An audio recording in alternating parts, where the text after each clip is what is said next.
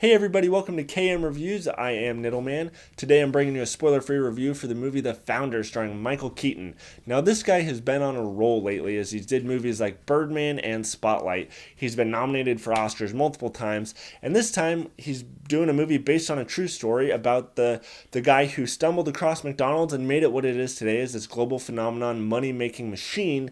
And it's called The Founder, but it's not about the guy who started McDonald's. It's about the guy who found the two brothers who started McDonald's, started franchising it, and really kind of stole it from them and made it what it is today. Now, this character that he plays is not necessarily a likable guy. You're kind of rooting for him in the beginning, but he is kind of a dick. But he's also a good businessman, and this movie kind of shows you how you have to be ruthless to be a good businessman and how he fucking does what he does is necessary to make it what it is today, but he's not necessarily a good guy. So I think the one hard aspect to like in this movie is the main character. But the story itself is good, the acting is good, the writing is good. It's just you wouldn't necessarily call him the protagonist, depending on how you look at it. So I really felt bad for the two brothers in this movie that actually started McDonald's, but at the same time, they didn't really have, at least the way they're portrayed in the movie, I don't know the real guys, the way they're portrayed in the movie is they didn't really have enough of a backbone to stand up for themselves or do things carefully enough to maintain control of this thing. They thought they were, but Michael Keaton was a little too smart for him and really focused on progressing and making money.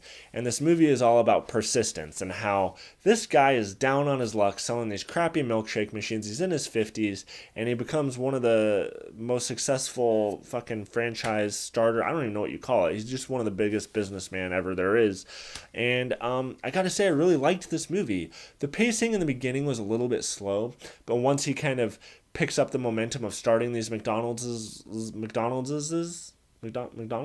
around, the pacing really picked up for me and I really was starting to enjoy it.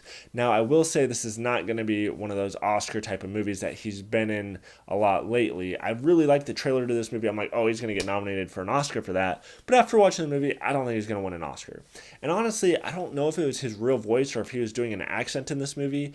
And I got used to it at a certain point, but he kind of had this weird lispy voice he was doing at the beginning, and it was really kind of distracting to me because I'm like, why is he talking like that? But eventually I stopped noticing it, or he stops doing it. I'm not sure which it was, but either way, that kind of bugged me at the beginning. But I will say, at the end of the day, this movie is girlfriend material.